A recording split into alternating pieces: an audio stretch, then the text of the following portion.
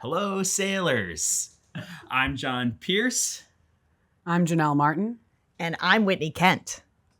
Wait, we did that wrong. I'm Whitney Kent. Oh, and I'm Janel Martin.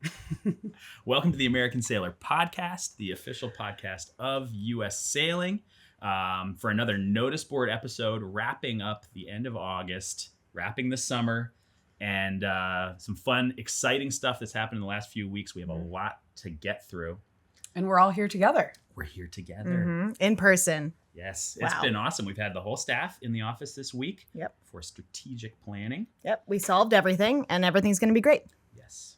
Stay tuned for the AI chatbot solutions of the future. Yes, agreed. Maybe. You never know. You It never did know. come up. It's all on the table. It did, yes. Trends, very important. But we did go sailing. That was a blast. Yep. Took the staff Did. J22 sailing. Yep. Had some newbies out there. I think it was rigged, but Charlie Enright did win. Yeah, the CEO did win. That felt wrong at the end, but... There was some back and forth. There was a little bit of team and match racing. The race committee / coaching squad did throw some wrenches into the racing, but Yeah. It was a hoot. yeah, we had a good hoot. time. We're missing Lexi Pline this week. Yes. She's at the F-18 America's Championship down at Sail Newport. She's covering that event, doing photos and social and all the good things that Lexi does. But she did get the chance to do a quick reporter in the field for us. Incredible. So let's kick it over to Lexi for a quick hot take from the F-18 America's Championship. Yesterday was a super tricky, I guess they call it a Newport Westerly.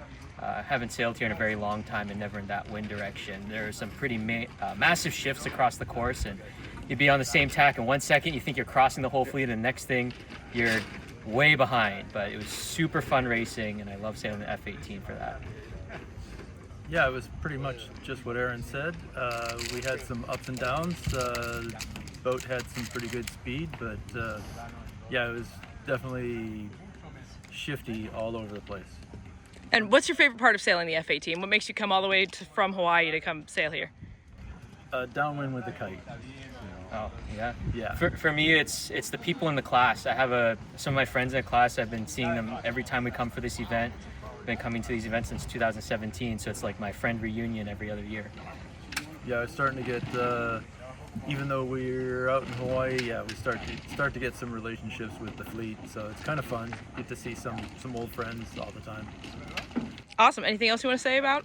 Tune in to the American Sailor Podcast on Spotify.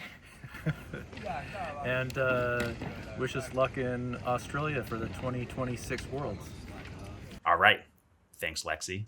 Looks fun. Looks extremely Wow, fun. Yeah. those boats, I mean, I've only sailed them once in a very non-competitive space. They look really, really, really fun. Also, special shout out to Dan, who was our first email to the American Sailor Podcast email. So reach out to us if you want to be featured. Yeah, good luck, Dan and Aaron. I think Aaron, are sailing yeah. together. From with Hawaii. The F-18s.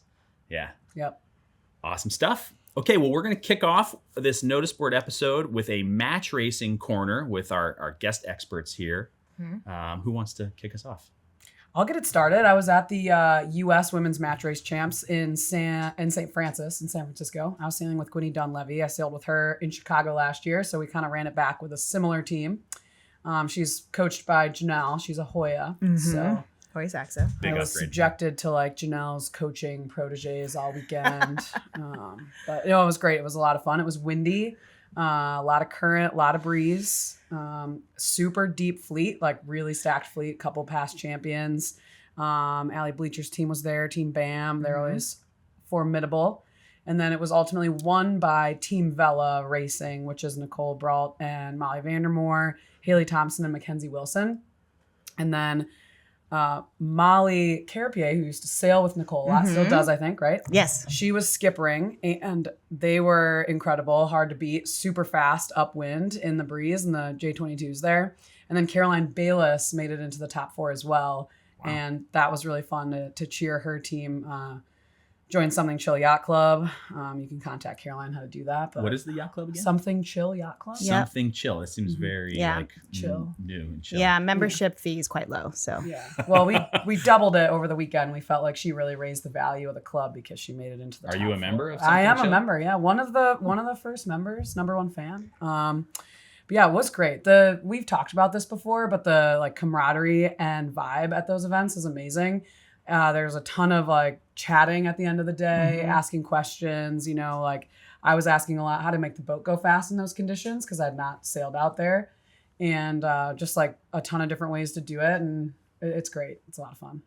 And Janel kind of helps put those vibes on. She wasn't there this year, but Yeah, something unique about the event is we always have a Thursday. Match racing usually has a Thursday, the day before the event, which is 3 days, a time to practice in the boats. And we like to have a clinic where we pay for a coach and we bring up the newer teams, because we had 2 brand new teams that have never match raced in the champs before. It was the team under Michelle Larkamp and Julia Jays. And then we have, a returning team with Rebecca McIlvaine. She's coming back, hasn't done it for a few years. And when you go someplace like San Francisco, you really need to bring up the level to have the best amount of racing, because the format's quite short. You have 1 round robin into a quarters, into a semis and a final. So, sometimes it's tough for a brand new team who's really putting themselves out there to really only sail 9 races. And we got to make sure that we're engaging everyone and that they feel welcome and that they can get better. And we like to pick boats that are for people, like the J22 is great. St. Francis's J22s, they have to go through a lot with tide and wind. I think you saw gusts close to 30 at some point, demanding to still have kites up, which is incredible. Oh, yeah, we did. They did fly the tango flag, meaning kites down at one point, and the RC asked us at the end of the day, were you guys happy with that decision? Which was cool. They were asking for our feedback, and we were like, no, we were not happy with that decision. We want to keep the kites up. And they were like, okay, we're going to call your bluff. And they let us fly kites the rest of the regatta. And everybody did amazing. I mean, no one was like floundering. Everybody had, their moments. Janelle would have been like causing carnage out there. Just taking people out. But it was asserting my dominance is what we call that. Asserting her dominance. But we had kites up the rest of the event, and it was awesome. And they let us do it. And as they should have, right? It's like I said, it was a super deep group of competitors, but they were tough conditions, and they were like, you guys want to try it? Go ahead. And it was fun. We were there for the Sears Cup the weekend before, which is a great event. And but I could tell you the 80 youth sailors that were at the Sears Cup had the opposite feeling about the tango flag. They're like, are they going to put up the tango flag? I'm like, soon. Please. And then basically they just waited until like there was the tide would switch and it would start ebbing, and then like wha-bam, wha-bam, the wipeouts would start, and then tango flag time. Yeah, right. We'd like to go. It was a blast, and St. Francis, amazing, iconic venue. Yeah, beautiful place to sail. Yeah, absolutely. Porpoises, seals. We didn't see whales, but they told us that they do make appearances on the race course and not to seek them out. Which was funny that they had to tell us that, but they did. And giant ships coming through the bridge, which on the race committee channel, they call that heavy metal. They'll be like, heavy metal coming under the bridge. And then just like dozens of wingers and foilers going out to catch the wake of the freighters as they come through. Yeah. Super cool. Very cool. Anyway. Kind of surreal. Yeah. And amazing. Well, yes. Sweet. Sounds like a great event. Yeah, it was great. And shout out to Janelle. She's one of the people responsible for filling that event. And there's been wait lists and a lot of hype for next year's at Detroit. So and some hopeful spots. Those of you who are really interested in some women's match racing, we're hoping to go to St. Thomas. We're in conversations with Bermuda. Whoa. We'd like to maybe go to St. Pete, Sheboygan, Wisconsin. Obviously, the best of those choices. But we have some really great places. We want to move it around the country. And if you're interested in hosting, please reach out. American Sailor at ussailing.com .org is also a great place to get in contact with any of us. Yeah. Speaking of the Midwest. There were 2 match races in the Midwest. Oh my gosh, what a great place to sail. Windy City team race. You've raced against Peter Holtz. He won. Yes. He is pretty quiet, subdued, reserved guy. Reserved. So it's really great to see him win. Yes. And then the Detroit Cup, speaking of Detroit, another local, Ryan Seago, won that event. I think it's his second time winning that event. Yep. That's his home club. That's great, really great venue. We have the 2026 U.S. Women's Match Racing Champs at the same venue at the Bayview Yacht Club in Ultimate 20s. And it's a really interesting place to sail. If you love San Francisco with current, you go to the Detroit River, and it's an equivalent challenge. Also current. Yeah. Different type. Type. So, and then, we got coming up match race champs in Chicago, and then women's worlds also in Chicago. Yep. Both on the Tom 28th. Those are in September? Wow. So we'll talk about that. More match racing to come. A lot. Epic. Yeah, should be good. Epic. Okay, well, here's the one that I've been dying to talk about for the last 2 weeks or whatever. He's like, let's roll through this match racing stuff. This SailGP Germany. There's been a lot to see that happened there, and then a lot to unpack in the aftermath. My What take, happened?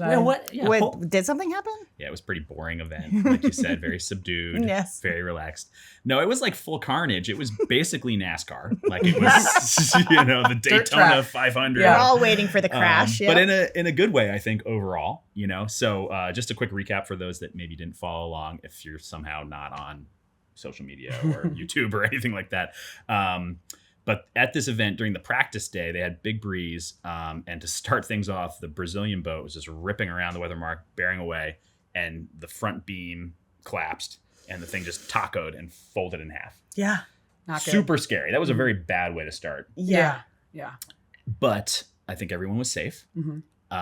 Lots of thumbs up I saw in the video. Yeah. Slow taco, thumbs up, and maybe they didn't hands flip on top or of the head anything. afterwards. They stayed upright. Yeah, I think they got everything's- the boat in yeah. okay, but gnarly. And then similar time frame, not that long after that, in the practice session, the French boat is doing a bear away, and the windward rudder just went Popped off. flying. Yeah.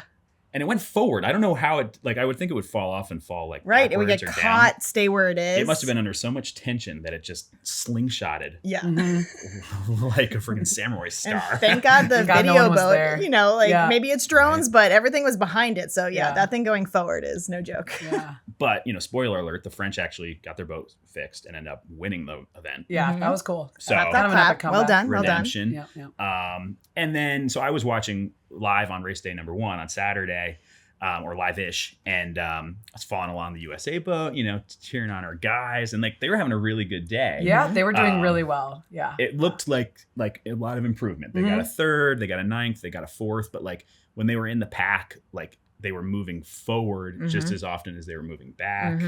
And I was like, this is exciting. So then going to race 4, I'm like, okay. And they got a terrible start. So did GBR in race 4. And then lo and behold, halfway through the race, them and GBR are just neck and neck. And we T-boned them. Yeah. Raise your hand if you've done that to someone before. Not on an F50, but Yes. I'm just going to say I've only been T-boned, so. you're on starboard. Okay. I don't believe that. But I mean, it was epic though. yeah. It was at a high rate of speed. And I guess the US team was trying to thread the needle between ducking that starboard boat, GBR, and then still making the Mark 1, which was right there. Yeah, if you come down too much, you're going to have to tack again. Miss the Right. mark. So they're threading the needle. Yeah.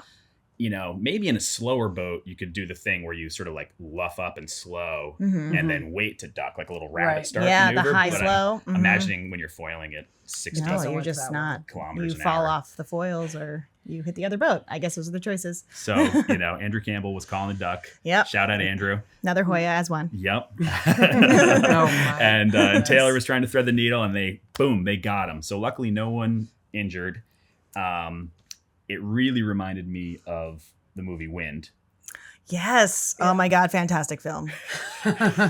where Top sailing movie. yeah, and if you don't know, just go watch Wind. Yeah. Get towards the end of the movie, you'll see the port starboard collision. There's there. some shaking Yeah. of heads happening. There's We'll put some- the timestamp at the bottom here so Yeah, you yeah. can, scrub forward and find the exact moment. Are we making it? Do we have the cross? Do Yeah. we have the cross? I Don't think tell so. me what you think. Tell me what you know. I think we've got it. Slow head shake. And then even more like the movie Wind, after the all aftermath and everything, in Wind, they have to give their extra mast to the other boat. They do. Right? As That's a right. gesture to get them back in the race.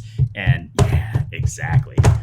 Yeah. And SailGP US, similarly, cut a big chunk out of their stern, Yep. loaned it. I guess gave Gave it. it. They're not going Yeah, to I take don't it think back. they're gonna get Maybe it back. we're told No, that that was what you have to do. Yes. Yeah. Yeah. Which is, I guess that's Corinthian spirit. That's the sailing, right, Yeah, right it way is. to do it. Yeah. It is.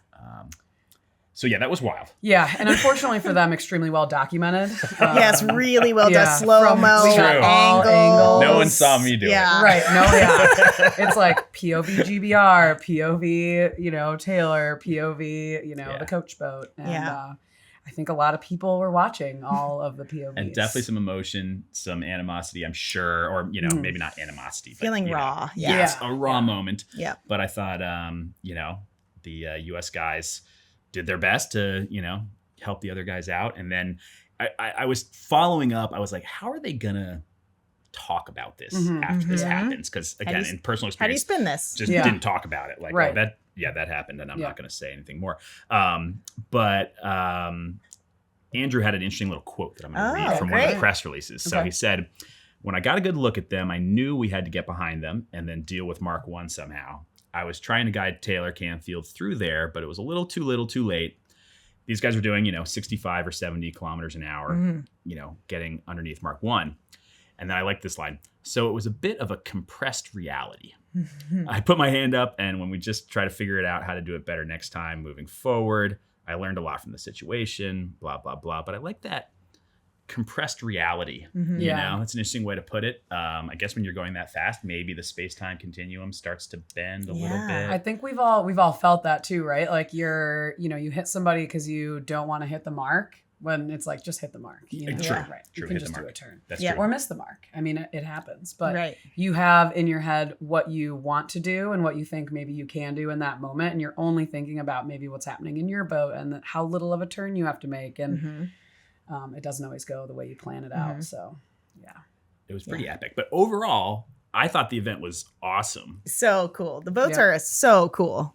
Yeah. And there was it was a pretty big race course this time. Still very short races, but it really looked like a windward-leeward race course. It was shifty. There were passes, on wind shifts. Like it mattered which gate you rounded. So, and all that happens, within, I think the races are like 6 minutes long, 8 minutes long. I mean, they're super short. They're really short now.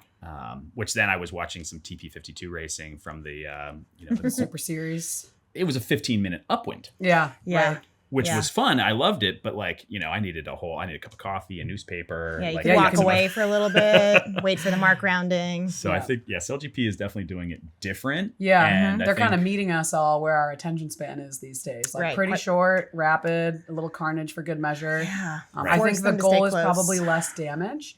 But one thing that I thought was Can't be interesting- sure. Yeah. The boats are all kind of taken care of and built, obviously by the league. So I think you see a rudder fly off or you see a boat fold in half and you're kind of like, all right, who's next, right? So it's going to be interesting to see what they do. When they had the issue with the wings, they postpone things. But, they'll obviously do an in-depth kind of analysis of all the boats. And hopefully we see less T-boning in the future. And hopefully we see... Really? You're right. Well, it's maybe, just the maybe right just amount one. of T-boning. Just the right amount. As long as everybody stays, all in one piece. Yes. No one gets hurt, but maybe another T-bone. Yeah. I think one other thing on that topic is, or for SailGP, it's just crazy that the teams don't get to practice except for the day before. Yeah. I saw something that I think they get 14 days of practice the whole year. Yes. Which maybe for especially some of the newer teams or sailors that are rotating in and haven't been on the F50s, it seems like a pretty tough scenario to be in, and mistakes probably will happen because of that. I guess it's just a logistical thing of being very challenging to get more practice days available, but it seems like kind of an issue. Yeah. Right? And the boats are fragile. So maybe they're protecting the boats for competition so They're they can starting to keep get to a old. timeline. They're getting older. But your learning curve is so high. And then if the damage is that high, I feel like maybe they'll reconsider maybe a few more days of practice. Who knows? Might be good. I'm not against it. Bunch of As coaches Allen up here. Iverson would say, Yeah. though, we're out here talking about Talking about practice. I'd love to see Canfield do that. Also, Ahoya has one. Oh, gosh. Oh, yeah. Moving on. All right. Speaking of crashes, Ocean Race Europe had a pretty epic crash not long ago. But what's been new in the Ocean Race Europe? Yeah, we'll do this one a little quick update, but they're on leg 3 now of Ocean Race Europe, and they're sailing to Nice, so they're sailing in the Med. Sounds like it's hot. Sounds like they're drinking a lot of water. And as of right now, they're still racing. They'll be done by the time this is out, but it's super tight, which is really fun. And then as far as the crash we talked about, little windward leeward action. Yep. The international jury basically cleared, it gave Holcim redress, so they'll get average points. They're going to start scoring them on the leaderboard after this current leg that they're on. And then at the end, they'll get average points for legs 3, 4, and 5. 3, 4, and 5. For leg 2, and they're not going to give Mappe a further penalty. They already retired from that leg. So Okay. basically, they decided it was a windward leeward situation. Holcim was the leeward boat, and Mappe also didn't avoid. So Right. on paper, cut and dried. Obviously, watching it, it's not. But That was the start of leg 1? start of leg 2. Okay. Yeah. Got it. Yeah, I think like some of the angles where they showed that crash made it look like it was like this like split second collision. Right. But like some of the other ones, it was kind of yeah. like they were the lured boat was like kind of there. They were kind of a little wiped out, Mhm. and then they just kind of got ran over. Yeah. Yeah. It's like, it's one of those things you hate to see a boat lose all their points on a leg, but I'm Mhm. glad that they were able to get back into this leg. And ultimately, you know, again, on paper, it's like win-or-lose situation. Mm-hmm. Got to keep clear. Yeah. Moving on. They decided there was the jury in their findings, and they posted it online so you can read it. But they say, right, there's like 8 boat lengths to leeward before you get to the spectator boats, which I think is their response to some of the skippers saying like we didn't really have enough space out there. So Right. the jury basically thinks like, well, yeah, you do. And You had some. yeah. Not a lot of visibility though. No, On not No, at all. boats, I mean, you so- can see you're looking for the person, the head, the arm pointing. No, you don't see any of that. Yeah, you know? yeah. It's not like match racing where you Yeah, you're like, there's no waving that to each one. other. Yeah, Yeah. yeah, exactly. So All right, well, good luck to those yeah. ocean racing teams Mhm. out there. It's fun to watch. Yeah, let's rattle off a few more interesting things that have been going on. Some team racing going on in New England. Mm. Either of you guys know the details on the Hinman Grandmasters and Great Grandmasters? They had we had talked about the regular Hinman. Mhm. So now they're hosting a ton of these. They have like the Hinman, they have Mhm. Hinman Masters, and then the Grandmasters. Skippers have to be at least 60. Mhm. And the Great Grandmasters is new this year. Yeah. Skippers have to be at least 70. Right. And these guys had the spiciest event because Hurricane Erin was kind of like blowing through offshore at the same time. It was blowing in Newport. Yeah. And we got a bunch of old guys out there sailing, And gals. crushing it. Yeah, old guys and gals out Yeah. there. And the New York Yacht Club team led by George Hinman won. So Yeah. shout Very out to them. cool. Yeah, that's fitting. Mhm. Yeah. Yeah. So- Oh, it feels appropriate. Yeah. Sonars can handle those conditions. I think it's the perfect boat to span a whole month of team racing at a really high level. Yeah. But yeah, spicy conditions for some swell. That boat can take on some water. Yeah. Junior Pan Am Games. Oh yeah. Down in Paraguay. Very cool. A great showing for our U.S. Team USA. Yeah. That's one of the events that is actually, it's like a full-on like delegation event through like Yeah. the USOPC. They get the Team USA swag, actually, kind of like this. I Oh, get nice. that. This is Very cool, nice. Great showing from the Americans. I know that Rosie Chapman, ODP director, was down there leading the team. Excellent. And so Hamilton Barclay and Makani Andrews getting gold medals Wow. in the excellent. Ilka 7 and the men's IQ foil. Danica Saylor, solid third, bronze medal in the women's IQ. Well done. And then Isabella Mendoza Cabezas got 5th in the Ilka 6, so just off the podium. So close. Isa is also doing great right now in the Ilka Under 21 Worlds in Ireland. So she was Wow. straight from Paraguay to Oh Ireland. my goodness. She's in the top Getting 5 those there. airline miles. Yeah.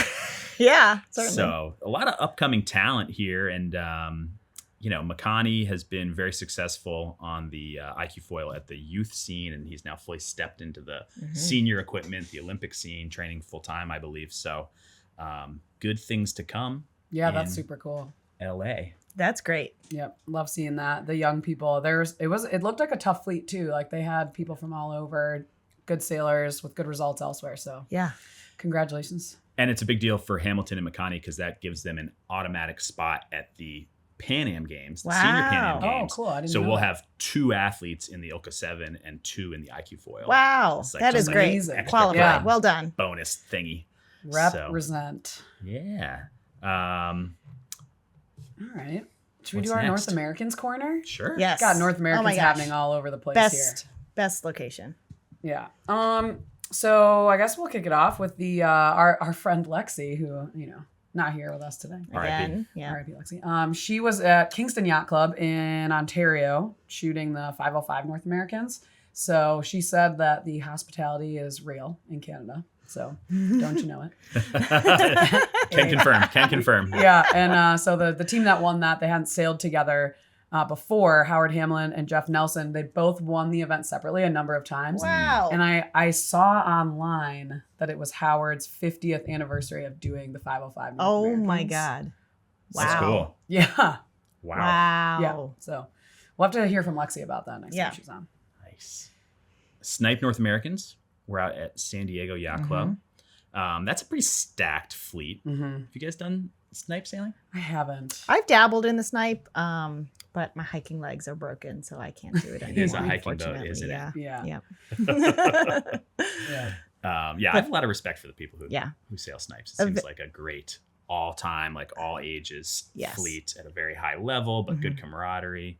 Yeah, some family sailing together. We talked about that with Lexi a little bit, but Yeah. I like to see that even at the North Americans, like, families being competitive at that level too. Yeah. And it looks like it was an intergenerational battle with Ernesto Rodriguez and Marina Cano winning over the Young Bucks, Diego Escobar and Trevor Davis. Also a I Hoya knew this was as coming. one. Wow, so many Hoyas. And I see a note here, best dressed. Who I was, saw some pictures who was best of dressed? Diego and Trevor Yeah. sailing in button-ups. I thought that was great.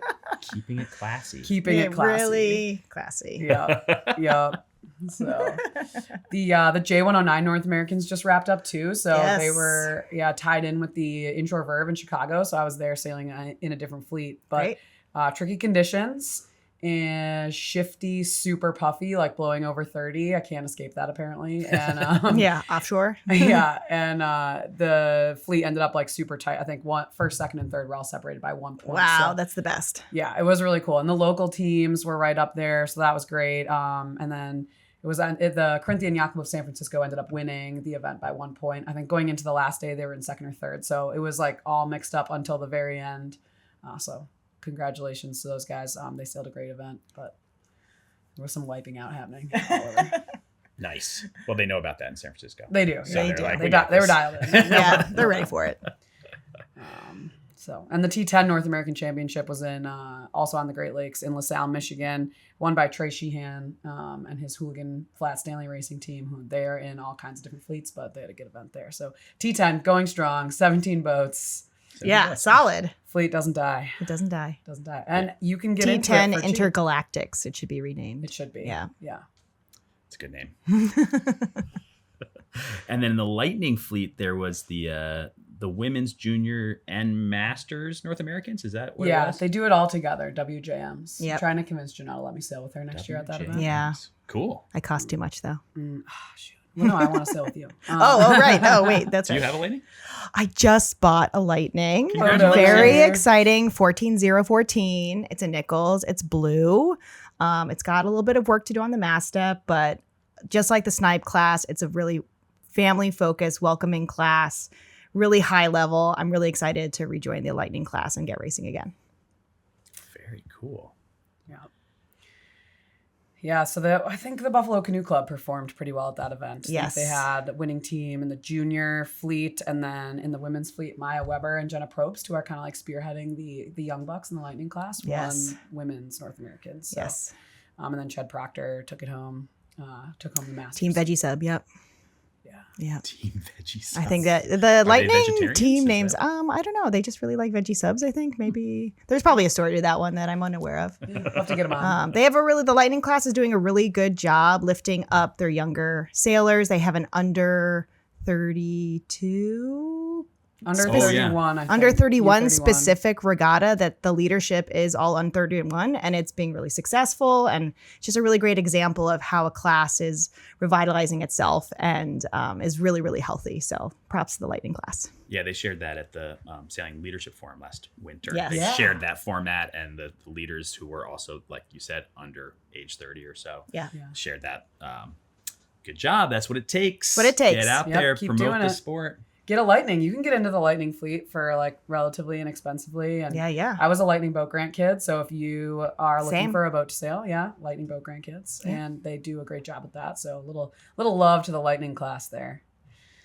Right on. So, okay, a few more random ones here. There's something called the 52 Super Series. Oh, what? I don't know. That I think doesn't that's seem quite that. as high level. It's not as a really what we've big been deal. talking about, Whatever. Yeah.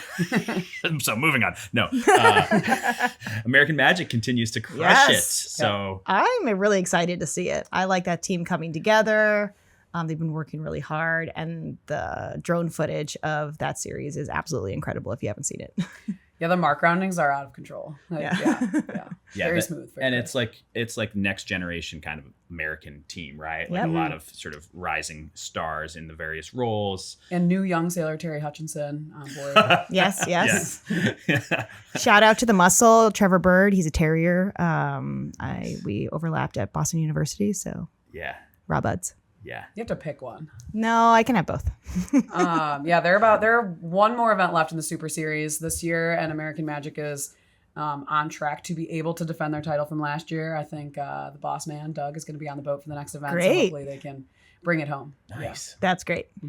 Go team. Yeah. And then we'll shout out one more. I thought this was kind of a cool feel-good story. The Naval Academy gives out a trophy to the standard bearer, they call it, in academics and intercollegiate competition, and the sailing team won. The varsity sailing team I won saw this that. year. So that's really cool. I think it displays like there's a lot more to your college experience than sailing, even though it's really important to the people that are doing college sailing, and that is what that trophy kind of goes to. So And that's across the whole academy? It's yeah, like so there's like 36 other athletic teams there, and the Yeah. sailing team was the highest performer academically and intercollegiately. And fun fact, head coach Eamon Berman, Hoya, as one. Wow. We're going to have to get a donation from the Hoya Athletic What is Association for all these name drops. Recruiting going on here. Yeah, I'm just, Janelle's getting that NIL money. Don't you know that it? would be a fun one to talk about sometime. All right, so wrapping up here, we want to just quickly speed round of a moment of the summer, and we're going to share ours. You can share yours with Yes, us. please. Send it to americansailer@ussailing.org or drop it in the comments on YouTube. What was your moment of the summer? Either something you did or something that happened in the sport that you thought was like worthy of a shout out. Either of you guys got one? Well, we're talking about other than Taylor Swift getting engaged? I mean, that No, was a actually, that's it. That's it. All right, we're done. moment. I didn't see any boats though. Yeah. Okay. Oh, yeah. I saw there some were no nautical boats. themed outfits maybe. Oh, yeah, Oh, stripes. yeah, There were fair stripes. Yeah. Yeah. I mean, I think mine was sailing with my family all summer. I did a bunch of racing in the Midwest with my family.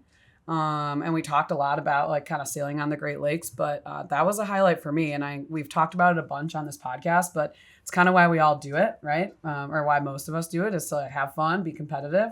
We won some races, but it was way more important to just do it with family. Yeah. So that's my highlight. Hoping to continue doing that. Super cool. Yeah, Yeah, I'd say mine's. I've been dabbling into some offshore sailing in a way, doing a lot of deliveries, bringing boats from where they were purchased to where home is, and Do not get on a boat with I me. am great. I've had a lot of bad luck this year, weather-wise, but I'm grateful for safety at sea. We had a wave come over the transom, and my life jacket was very effective, and I couldn't move my head for the rest of the day. Inflated. It totally inflated, and I'm grateful for that. But I have a newfound respect for Life jackets, hurricanes. very important. And checking the weather. So I should probably retake that module of safety at sea. And I'm actually kind of hooked. I actually really like it. So as much as I like match racing and buoy racing, I'm finding my respect and my itch for being offshore in big boats with big teams. It's the beauty of sailing. You can do it in so many different ways. Out there on the ocean. Yeah, just doing the Annapolis to Newport race really slowly. Oh my gosh. I think you guys are going to like mine. I just Oh, changed mine okay. while you were changed. talking. Oh wow. Okay. Because, you guys work so closely with our community sailing centers and Ah, everything. So I was on love. vacation with my family in Vinyl Haven, Maine, which is an island off of Camden and Rockport and stuff, and reached out to Island Sail, which is their community sailing program on Vinyl Haven, ahead of time, because I was like, I really want to get a sailboat like while we're on vacation, like go Yeah. sailing, because Pick a day. Right. it's beautiful there, right? So I emailed them and they were so awesome. They got back to me and they're like, listen, all our boats are being used by the sailing program, except there's a JY15 that's been like in the bushes for like 5 or 6 years. We're not sure if we have all the parts, Okay. but if you're willing to like do the work and put it back together for us, you could, What? take it for the week. Cool. So yeah, I rolled down there. They were awesome. There were no spreaders. So we had to go on a scavenger hunt and Well, like drill new holes for spreaders. Yeah.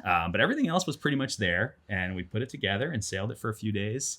My son and I were cruising around and brought it back at the end. And Oh my and walked god. off. Now they have a functional They were JY15. probably elated Exactly. to put it Yeah. back together. The JY15 is perfect for two people, you and your Yeah. kiddo. yeah, it was super fun.